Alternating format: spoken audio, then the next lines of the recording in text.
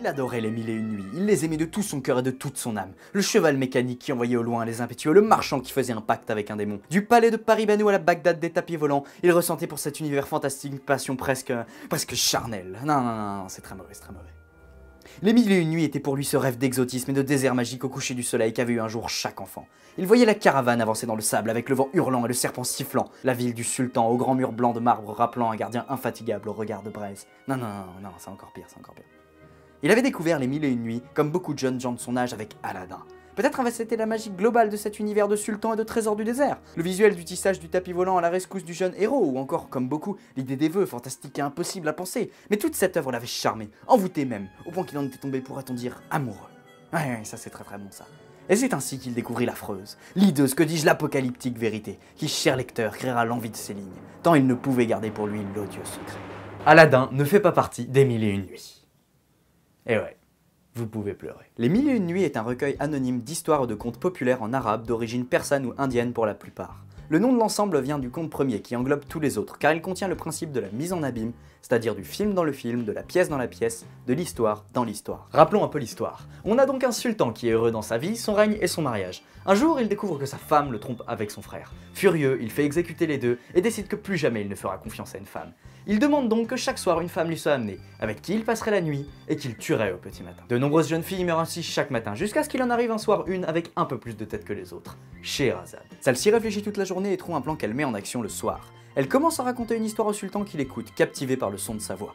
Mais alors qu'elle arrive au dénouement final, elle arrête son histoire. Le sultan lui demande la fin, mais elle lui dit, maligne, qu'elle ne lui racontera que la nuit suivante. Il doit donc la laisser en vie. La deuxième nuit, elle finit la première histoire, mais en raconte la moitié d'une deuxième. Il ne peut donc pas la tuer encore.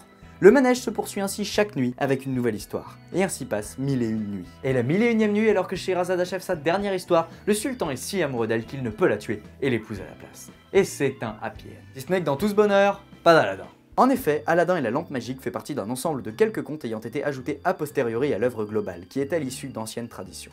Mais Aladdin n'est pas le seul dans ce cas, et, paradoxalement, les légendes les plus connues des mille et une nuits n'en font en fait pas partie depuis l'origine. Nos autres squatteurs sont ainsi de grosses pointures comme Ali Baba et ses 40 voleurs ou Simbad le marin. Mais en revanche, le recueil regorge de contes magnifiques et pourtant peu connus, et c'est de l'un d'eux dont je vais parler aujourd'hui. Parmi ces contes, qui ne sont évidemment pas mille et un, celui que je vous ai choisi est une histoire de peur, de quiproquo et d'humilité, à mon sens bien adaptée aux heures sombres que nous vivons. Montez sur mon tapis, noble seigneur, pour l'histoire du petit bossu.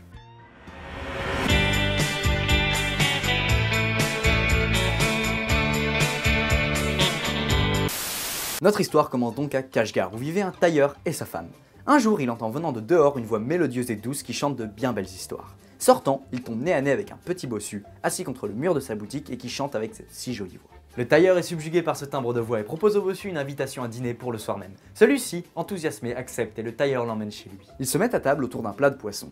Mais, alors qu'il savoure le mets, le bossu commence à s'étouffer avec une arête de poisson et tombe au sol, raide mort. Le tailleur et sa femme, paniqués, pensent alors au sort qui les attend si on découvrait qu'ils avaient accidentellement tué leur invité. Ils se rappellent alors qu'il est un médecin juif qui prend des malades à toute heure. Ils prennent le corps du bossu et vont chez ce dernier. À la porte, une servante leur ouvre et ils disent qu'ils sont en compagnie d'un petit homme très malade. Celle-ci va alors réveiller le médecin et pendant ce temps, le couple pose le corps et s'enfuit dans la nuit. Le médecin voit dans cette consultation payée d'avance un patient de marque qui lui assurerait gloire et succès. Il se rue en direction du palier et soudain bute sur quelque chose. Il voit alors le corps du bossu, sans vie, et pense avec peur qu'il vient de tuer un homme. Mais il se rappela que dans son voisinage était un noble musulman, pourvoyeur officiel du sultan en huile, en blé et en autres richesses.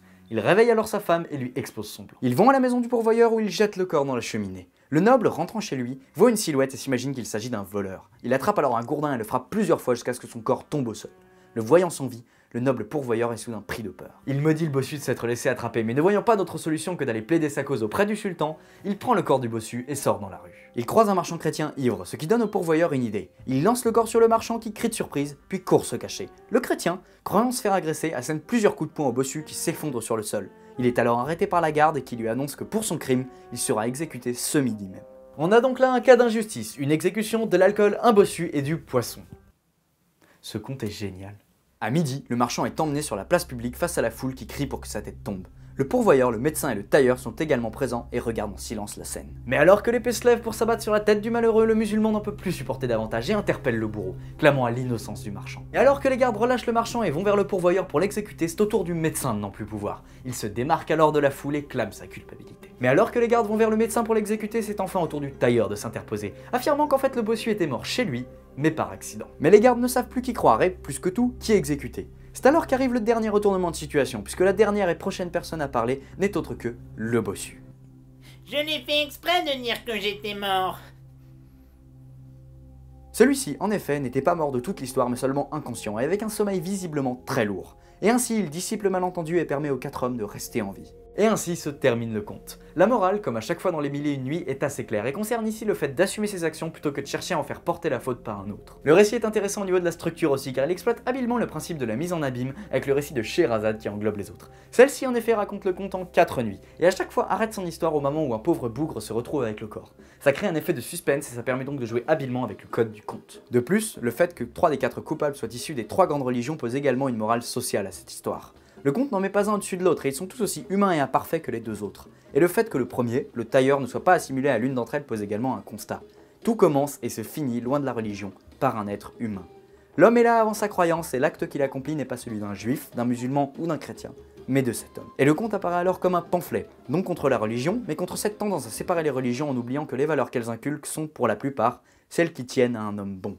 C'est en grande partie pour cette morale humaniste et égalitaire que j'ai pensé que ce conte ferait un bon épisode. Je l'ai personnellement découvert à l'école, mais encore aujourd'hui son message fait force de sens. Car peu importe ce que l'on croit et qui on vénère, être un homme bon et juste est une force en soi. C'était le mythologue en direct de la toile et je vous souhaite tout le bonheur du monde et que quelqu'un vous tende la main. Si cette vidéo vous a plu, n'hésitez pas à vous abonner à la chaîne, liker la vidéo, la partager et nous laisser un commentaire. Et que la caverne aux 1000 merveilles soit avec vous.